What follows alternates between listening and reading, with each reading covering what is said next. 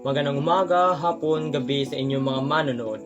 Ako nga pala si Kuya Kebs. Ngayon magsasagawa tayo ng eksperimentong electrolysis. Sa mga hindi nakakaalam, ang electrolysis ay isang eksperimento kung saan ang compound ay hinahati sa dalawa gamit ang kuryente. Oo, tama ang narinig mo. Gagamit tayo ng kuryente. Ngunit ang gagamitin nating kuryente ay galing sa baterya at hindi galing sa outlet ng ating mga bahay.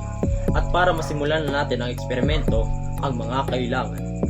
Una, kumuha ng malinis na baso. Pangalawa, kumuha ng malinis na tubig at asin. Pangatlo, kailangan natin ng wire at baterya. Upang makagawa ng ganitong wire, balatan ang wire at itali ito sa ating copper rod.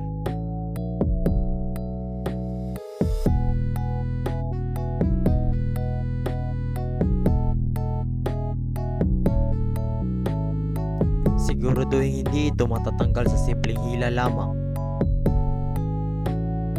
Upang masimula na ang ating eksperimento, lagyan natin ng tubig ang baso.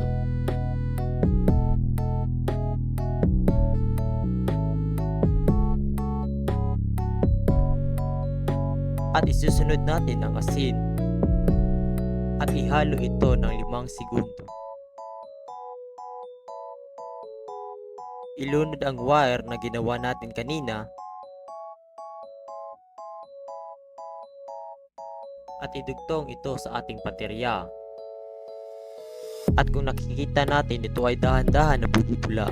Host, bakit bumubula yung tubig? Noong dito ay nilagyan ng wire at dinugtong sa baterya. Kuya Coach, ano na? Dahil ito sa voltahe ng baterya na dumadaloy sa dalawang wire papuntang tubig. Habang ito ay dumadaloy sa tubig, ang dalawang atom na hydrogen at oxygen ay nahahati sa dalawa.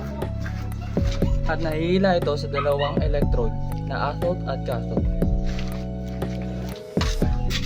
Ang anode ang electrode na nag-a-attract sa negative charge na anion.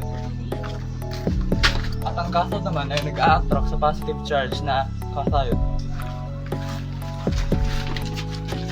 At para lalo maunawaan natin ang eksplanasyon ni Kuya Kobs, pwede tayong gumamit ng mga tao upang panghalimbawa sa kanyang eksplanasyon. Ang pader na ito ang magsisilbing baso sa ating eksperimento.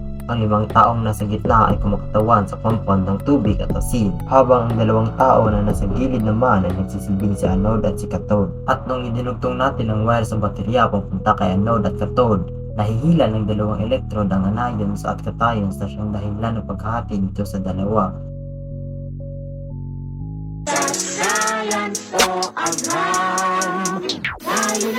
Venezuela, Venezuela, Venezuela, hey.